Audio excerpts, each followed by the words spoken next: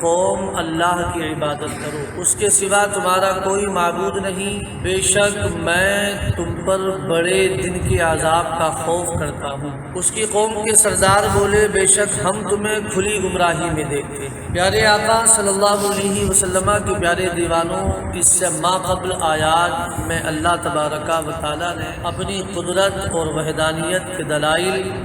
اور اپنی عجیب و غریب صنعتوں سے متعلق بیان فرمایا۔ ان سے اللہ تبارک و تعالیٰ کا واحد اور رب ہونا ثابت ہوتا ہے۔ پھر مرنے کے بعد اٹھنے اور زندہ ہونے کی صحت پر مضبوط ترین دلیل قائم فرمائی۔ ان سب کے بعد بڑی تفصیل سے انبیاء کرام علیہم السلام کے واقعات بیان فرمائے کہ وہ بھی اپنی امتوں کو توحید و رسالت اور عقیدہ قیامت کی طرف دعوت دیتے رہے۔ اس سے یہ معلوم ہوا کہ یہ دعوت کوئی نئی نہیں بلکہ ہمیشہ سے انبیاء کرام علیہم السلام انہی چیزوں کی دعوت دیتے آئے ہیں۔ پھر اس کے ساتھ اس بات کو بھی بار بار دہرایا گیا کہ انبیاء کرام علیہم السلام کی دعوت کے انکار کو معمولی نہ سمجھا جائے، بلکہ پہلی امتوں کے احوال کو پیش نظر رکھا جائے کہ ان میں سے جنہوں نے انبیاء کرام علیہم السلام کو جھٹلایا اور ان کے بیان کردہ عقیدہ توحید و رسالت اور حشر و نشر کا انکار کیا، وہ تباہ و برباد ہو گئے۔ انبیاء کرام علیہم السلام کے واقعات میں سب سے پہلے حضرت نوح علیہ السلام کا ذکر کیا گیا، کیونکہ کفار کی طرف بھیجے جانے والے پہلے رسول جو ہیں وہ حضرت نوح علیہ السلام ہیں۔ حضرت نوح علیہ السلام کا مختصر تعارف آپ سماعت فرمائیں۔ حضرت نوح علیہ السلام کا اسم گرامی یشکر یا عبد الغفار ہے، اور آپ علیہ السلام حضرت ادریس علیہ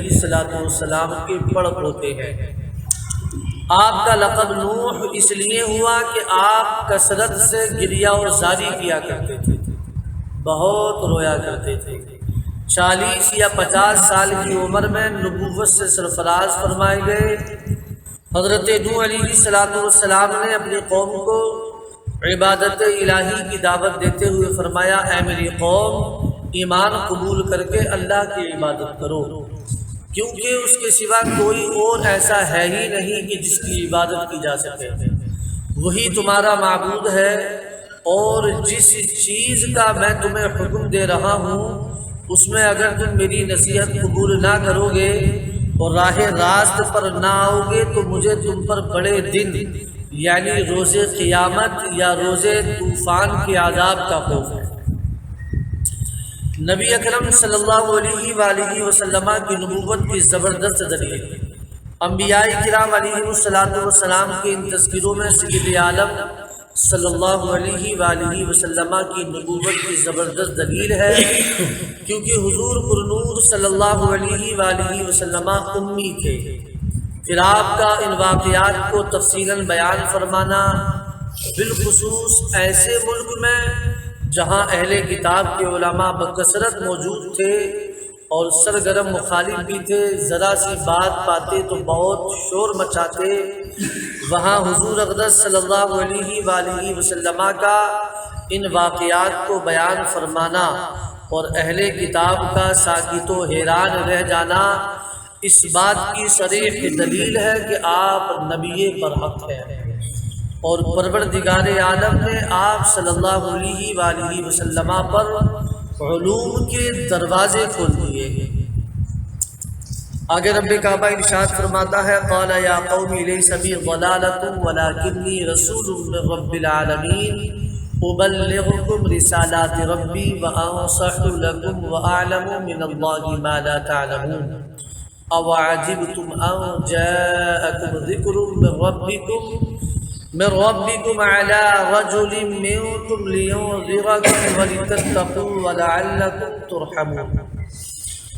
فرمایا، اے میری قوم، مجھ میں کوئی گمراہی نہیں، لیکن میں تو رب العالمین کا رسول ہوں، میں تمہیں اپنے رب کے پیغامات پہنچاتا ہوں اور تمہاری خیر خواہی کرتا ہوں، اور میں اللہ کی طرف سے وہ علم رکھتا ہوں جو تم نہیں رکھتے۔ اور کیا تمہیں اس بات پر تعجب ہے کہ تمہارے پاس تمہارے رب کی طرف سے تمہیں میں سے ایک مرد کے ذریعے نصیحت آئی تاکہ وہ تمہیں ڈرائے اور تاکہ تم ڈرو اور تاکہ تم پر رحم کیا جائے۔ پیارے آقا صلی اللہ علیہ وسلم کے پیارے دیوانوں، قوم کے سرداروں، حضرت نوح علیہ السلام کی قوم کے جو سردار تھے، ان سرداروں کا جہالت و صفاحت سے بھرپور جواب سن کر کمال خلق کا مظاہرہ کرتے ہوئے حضرت نوح علیہ السلام نے جواب دیا کہ اے میری قوم، مجھ میں کوئی گمراہی کی بات نہیں، بلکہ میں تو اپنے رب کی طرف سے تمہاری ہدایت کے لیے رسول بنا کر بھیجا گیا ہوں، کیونکہ جب دنیاوی بادشاہ کسی ناتجربے کار اور جاہل کو اپنا وزیر نہیں بناتا یا کوئی اہم عہدہ نہیں سونپتا، تو اللہ تبارک و تعالیٰ جو سب بادشاہوں کا بادشاہ ہے، وہ کیسے کسی بے وقوف یا کم علم کو منصب نبوت سے سرفراز فرما سکتا ہے؟ اور میرا کام تو اپنے رب کے پیغامات تم تک پہنچانا اور تمہاری بھلائی چاہنا ہے۔ نبوت اور گمراہی جمع نہیں ہو سکتی۔ آیت نمبر 61 سے معلوم ہوا کہ نبوت و گمراہی دونوں جمع نہیں ہو سکتے، اور کوئی نبی ایک عام کے لیے بھی گمراہ نہیں ہو سکتے۔ اگر نبی ہی گمراہ ہو تو پھر انہیں ہدایت کون کرے گا؟ مبلغ کو چاہیے کہ مخاطب کی جہالت پر شفقت و نرمی کا مظاہرہ کرے، یعنی اگر ہم کسی کی اصلاح کریں تو شفقت و محبت کے ساتھ جو ہے اس کی اصلاح کریں۔ حضرت نوح علیہ السلام کی قوم کی بکواس اور آپ علیہ السلام کے جواب کی طرف نظر کریں تو معلوم ہوتا ہے کہ حضرت نوح علیہ السلام نہایت حلیم و کریم بزرگ تھے کہ انتہائی بدتمیزی کے ساتھ دیے گئے جواب کے مقابلے میں نہایت شفقت و محبت اور خیرخواہی کے ساتھ جواب عطا فرما رہے ہیں، اور یہ وہی تعلیم ہے جو اللہ عز و جل نے حضرت موسیٰ علیہ السلام کو فرمائی تھی۔ چنانچہ فرعون کی طرف بھیجتے ہوئے اللہ تبارک و تعالیٰ نے حضرت موسیٰ اور حضرت ہارون علیہ السلام سے فرمایا فَقُولَا لَهُ قَوْلًا لَيِّنًا لَعَلَّهُ يَتَذَكَّرُ أَوْ يَخْشَىٰ، تو تم اس سے نرم بات کہنا اس امید پر کہ شاید وہ نصیحت قبول کر لے یا اللہ سے ڈر جائے۔ اور یہ وہی حکم ہے جو اللہ نے ہمیں ارشاد فرمایا ہے ادعو الی سبیل ربک بالحکمت والموعظۃ الحسنۃ وجادلهم بالتي هي احسن ان ربک هو اعلم بما ضل عن سبیلہ وهو اعلم بالمهتدین۔ اپنے رب کے راستے کی طرف حکمت اور اچھی نصیحت کے ساتھ بلاؤ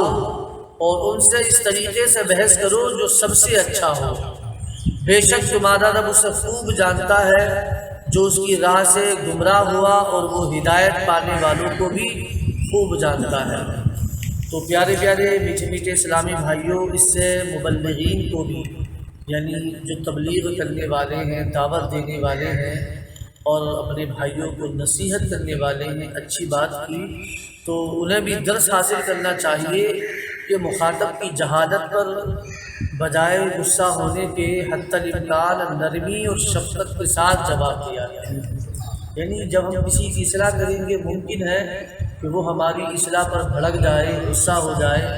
اور اینٹنے لگے، غصہ کرنے لگے، تو پھر ہمیں اس کے ساتھ اس جیسا رویہ اختیار نہیں کرنا ہے، بلکہ ہمیں شفقت و محبت کے ساتھ پیش آنا ہے۔ فَكَذَّبُوهُ فَأَغْرَقْنَاهُ وَالَّذِينَ مَعَهُ فِي الْفُلْكِ وَأَغْرَقْنَا الَّذِينَ كَذَّبُوا بِآيَاتِنَا إِنَّهُمْ كَانُوا قَوْمًا عَمِينَ۔ تو انہوں نے نوح کو جھٹلایا تو ہم نے اسے اور جو اس کے ساتھ کشتی میں تھے سب کو نجات دی، اور ہماری آیتیں جھٹلانے والوں کو غرق کر دیا، بے شک وہ اندھے لوگ تھے۔ جب حضرت نوح علیہ السلام کی قوم نے آپ علیہ السلام کی نبوت کو جھٹلایا اور آپ کو اللہ کا نبی و رسول تسلیم نہیں کیا، حضرت نوح علیہ السلام پر نازل ہونے والی وحی جو آپ ان تک پہنچا دیتے تھے اسے قبول نہ کیا، اور ایک عرصے تک عذاب الہی سے خوف دلانے اور راہ راست پر لانے کی کوشش